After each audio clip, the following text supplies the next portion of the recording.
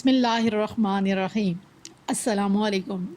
Dear students, hope so you all will be fine. What is cloning? Screen पे सामने definition इसकी show हो रही है, पहले हम देख लेते हैं, फिर मैं उसको आपको समझा भी दूंगी, एक्सप्लेन कर दूंगी. Cloning is the process of generating a genetically identical copy of a cell or an organism by asexual reproduction. कि क्लोनिंग ऐसा प्रोसीजर है जिसमें हम सेल या ऑर्गेनिज़म बनाते हैं, जनरेट करते हैं, जो कि जेनेटिकली आइडेंटिकल होता है, और जिस मेथड से वो रीजनरेट किया जाता है, पैदा किया जाता है, उसको हम उस प्रोसेस को या उस प्रोसीजर को हम एसेक्सुअल रिप्रोडक्शन का नाम देते हैं. इस डेफिनेशन से हमने तीन बातें हम एक्सट्रैक्ट कर सकते हैं. नंबर एक तो क्लोनिंग हम किसी एक सेल की भी कर सकते हैं, किसी एक ऑर्गेनिज़म की भी कर सकते हैं, या इंडिविजुअल की भी कर सकते हैं. यानी सेल या ऑर्गेनिज़म एक छोटे से सेल की भी हो सकती है और एक पूरे बॉडी की, मतलब एक इंडिविजुअल या ऑर्गेनिज़म की भी हो सकती है. नंबर 2 कि जब हम क्लोनिंग करते हैं तो जो क्लोन्स पैदा होते हैं या जो एग्जैक्ट कॉपीज़ पैदा होती हैं वो जेनेटिकली आइडेंटिकल होती हैं. जेनेटिकली आइडेंटिकल का मतलब क्या है कि उनका जेनेटिक मटेरियल क्या होगा, सेम होगा. मतलब उनका डीएनए क्या होगा, उस सेल का या ऑर्गेनिज़म का जिसको हमने क्लोनिंग के ज़रिए पैदा किया, वो क्या होगा, सेम होगा उन इंडिविजुअल्स का डीएनए. तीसरी चीज़, इसकी रिप्रोडक्शन के अंदर कौन सा प्रोसेस इन्वॉल्व हुआ है, एसेक्सुअल रिप्रोडक्शन. यानी हमने इस डेफिनेशन से 3 बातें एक्सट्रैक्ट कर ली हैं कि क्लोनिंग सेल या इंडिविजुअल की हो सकती है. नंबर 2 ये इसमें एसेक्सुअल रिप्रोडक्शन इन्वॉल्व होगी.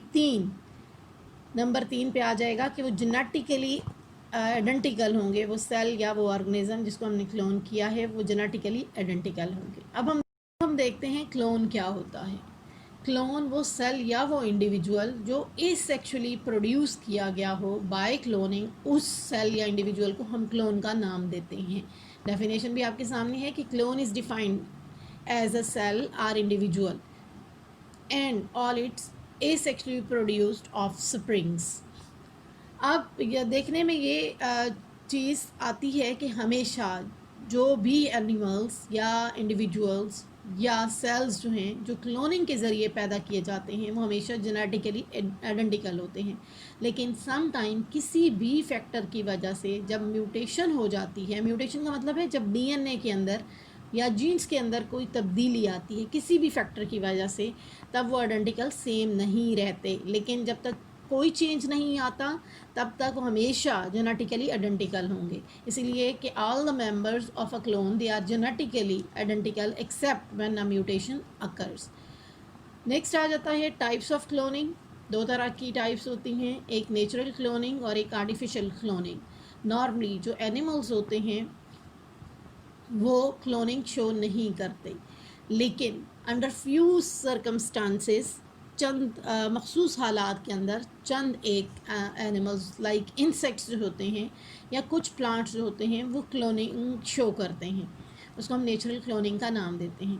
अब आर्टिफिशियल क्लोनिंग क्या होती है. आर्टिफिशियल क्लोनिंग ये होती है कि हम लैब के अंदर या इंडस्ट्रियल लेवल पे या कमर्शियल लेवल पे हम खुद से किसी सेल की या इंडिविजुअल्स की, एनिमल्स की, लाइक आप काऊ की हो गई, शीप की होगी, आपने एग्जांपल भी पढ़ी होगी कि स्कॉटलैंड के अंदर फर्स्ट टाइम 1997 के अंदर क्लोनिंग की गई थी शीप, डॉली शीप की.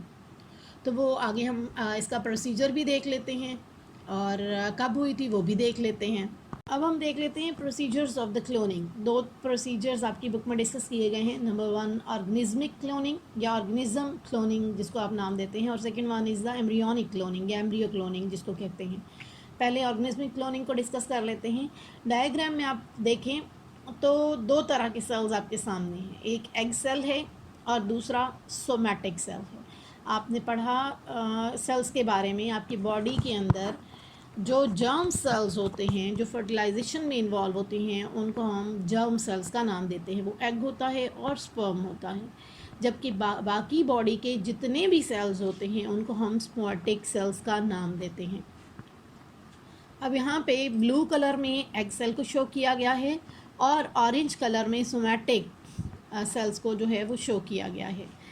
अब इस प्रोसीजर के दौरान क्या जाता है, इसमें ये किया जाता है कि एग सेल आफ्टर फर्टिलाइजेशन, जिसको आप कहते हैं कि ये फर्टिलाइज्ड एग हो गया है या जाइगोट बन गया है। फर्टिलाइज्ड एग या जाइगोट एक ही चीज़ का नाम है कि जब एग के साथ स्पर्म मिल जाता है तो उसको हम फर्टिलाइज्ड एग या दूसरा हम नाम क्या देते हैं, उसको हम जाइगोट का नाम देते हैं। ये 2n हो जाता है, n+n, मतलब एग का n हो गया, मतलब हाफ नंबर ऑफ क्रोमोसोम, और हाफ किसके हो गए, आप स्पर्म के हो गए। जब ये यूनाइट करेंगे तो 2n बनेगा, मतलब डबल डिप्लॉयड बन जाएगा, डबल नंबर ऑफ क्रोमोसोम्स हो जाएंगे। अब उसमें से जो फर्टिलाइज्ड एग होता है उसमें से क्या किया जाता है, न्यूक्लियस को रिमूव कर दिया जाता है। डिफरेंट उसके लिए टेक्निक्स का इस्तेमाल किया जाता है, माइक्रो इंजेक्शन के ज़रिए भी किया जाता है, वेव्स के ज़रिए भी किया जाता है कि वहाँ से एग को, आप देखें लिखा हुआ है न्यूक्लियस रिमूव्ड, एग सेल में से डार्क ब्लू कलर का जो है वो न्यूक्लियस रिमूव कर दिया गया।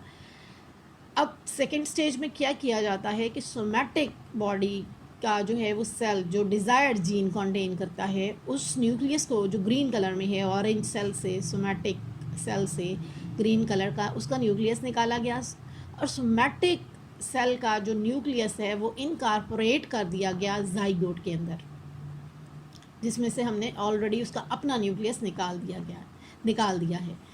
अब जो है डी न्यूक्लिएटेड एग उसको कहेंगे, जब उसका अपना निकाल दिया जाएगा, ई न्यूक्लिएटेड भी कह सकते हैं, डी न्यूक्लिएटेड एग भी उसे कहते हैं। उसके अंदर क्या किया जाता है, सोमैटिक का न्यूक्लियस जो है वो इनकॉर्पोरेट कर दिया जाता है।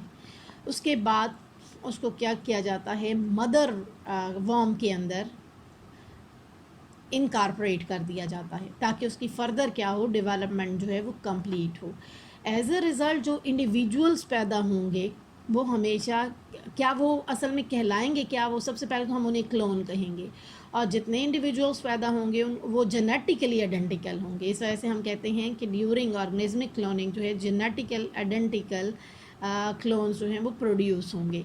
अब वो किससे रिजेंबल करेंगे, वो एग सेल से रिजेंबल करेंगे या जिसका न्यूक्लियस इस्तेमाल किया गया है, जिसका, अब ये याद रखिएगा कि हमेशा वो क्लोन जेनेटिकली रिजेंबल उस इंडिविजुअल से करेंगे जिसका न्यूक्लियस इस्तेमाल किया गया है, क्योंकि हमेशा न्यूक्लियस के अंदर हेरिडिटी मटेरियल या जेनेटिक मटेरियल या डीएनए मौजूद होता है।